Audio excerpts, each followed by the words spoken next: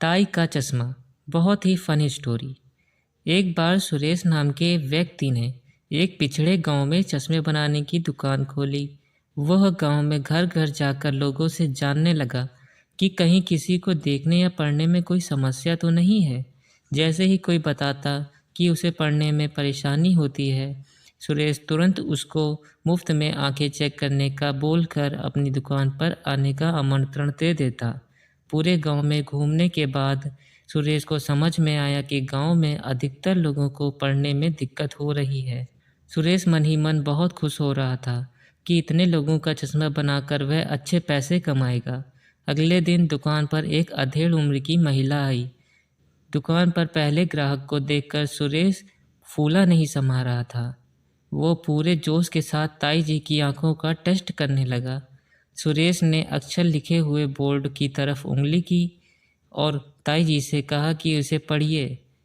ताई पहले तो काफ़ी देर तक ध्यान से देखती रही, फिर बोली, ना बेटा, मुझसे ना पढ़ा जा रहा। सुरेश ने दूसरा लेंस लगाकर फिर से वही प्रश्न दोहराया। ताई ने इस बार भी वही जवाब दिया।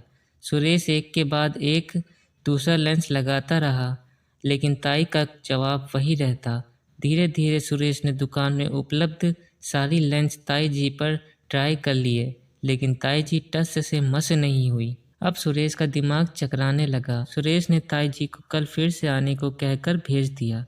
ताई ने जाते समय फिर पूछा, कल पक्का मैं पढ़ पाऊंगी ना? सुरेश ने भी कहा, हाँ ताई जी, क्यों नहीं। ताई जी के जाने के बाद सुरेश सिर पकड़कर बैठ गया। ऐसा कौन सा नंबर है ताई जी की आंखों का जो मेरे पास नहीं है? शहर जाकर वो कुछ और बेहतर क्वालिटी के लेंस खरीद लाया। अगले दिन ताई जी फिर दुकान पर आ पहुंची। सुरेश ने ताई जी को बैठाया और फिर से एक एक करके लेंस बदल बदल कर फिर वही सवाल पूछने लगा कि पढ़ा जा रहा है या नहीं। आज भी ताई जी हर बार ना में सिर हिला देती। अंत में सुरेश हाथ जोड़कर ताई जी से बोला, मुझे माफ़ करो ताई जी, मेरी दुकान में ऐसा कोई चश्मा नहीं है जिससे आप साफ साफ पढ़ सकें। सुरेश को हताश परेशान देखकर ताई जी बोली, कोई ना बेटा, दिल छोटा मत कर। इतने साल स्कूल में मास्टर मुझे पढ़ना ना सिखा पाया, तेरा ये चश्मा एक दिन में क्या सिखा देगा। ताई जी की बात सुनकर सुरेश ने अपना माथा पीट लिया।